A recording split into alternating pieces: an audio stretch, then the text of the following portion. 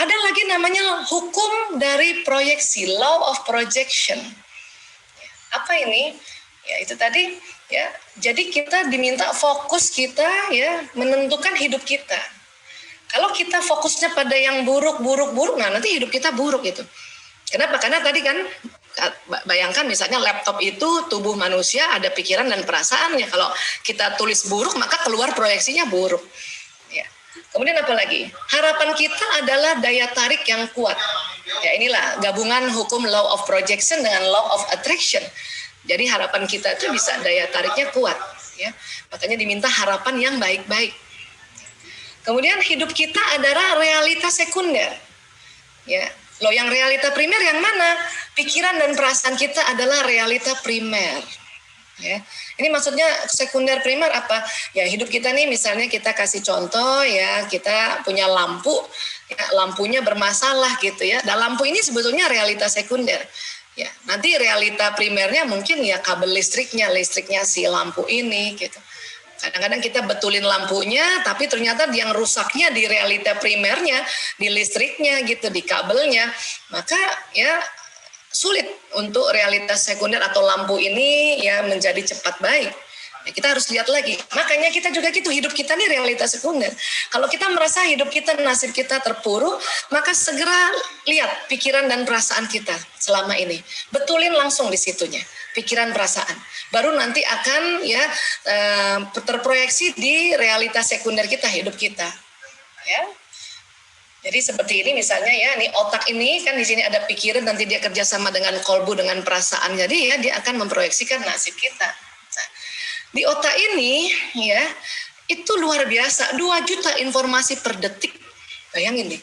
Ya, jadi ada informasi per detik 2 juta. Ya, entah bunyi kah, entah mata kita lihat kanan kiri itu masuk langsung. Ya, dan itu tadi karena bagian kiri kita, pembuluh meridian kiri kita kalau sudah ya sensitif, dia akan menerima juga energi-energi yang sekelebatan di sekitar kita, termasuk juga energi mungkinnya pada teman-teman yang mendoakan kita, dia masuk itu. Bayangin 2 juta informasi per detik informasi ya, dan kemudian oleh akal kita, oleh otak kita dilakukan ya sebuah informasi ini dibikin sebuah pikiran. Ya. Berapa pikiran per hari? 60.000 pikiran setiap hari keluar. Dan dia keluar, gitu, keluar terus. Kalau 60.000 ini misalnya ya 80%-nya masih yang negatif. Ya, itu maka yang keluar di layar ini tentu yang negatif. Hati-hati, fokus pada negatif maka nasib kita akan mengikuti negatif. Dan ingat ada law of attraction, dia akan tarik. Ya. Dan nasib itu adalah realitas sekunder. Jadi yang realita primernya itu adalah pikiran dan perasaan.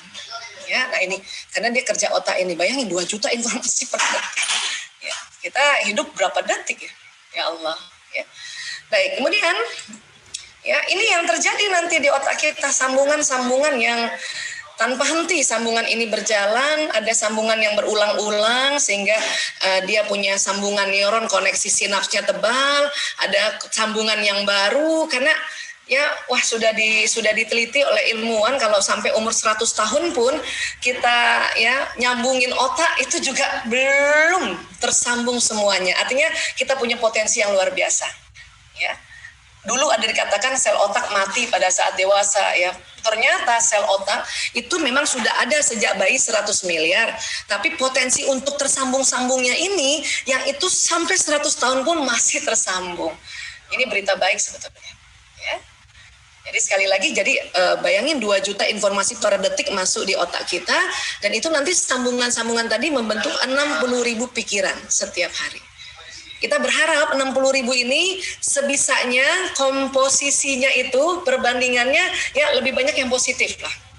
Ya, kalau bisa yang 80%-nya yang positif, 20%-nya masih negatif karena masih belum lagi kita belajar. Tapi kalau bisa lagi 90%-nya yang positif, baru 10%-nya negatif. Karena memang di dalam pikiran dan perasaan tentu ada sesuatu yang negatifnya. Tinggal bagaimana kita membuat komposisinya yang positif lebih banyak. Ya.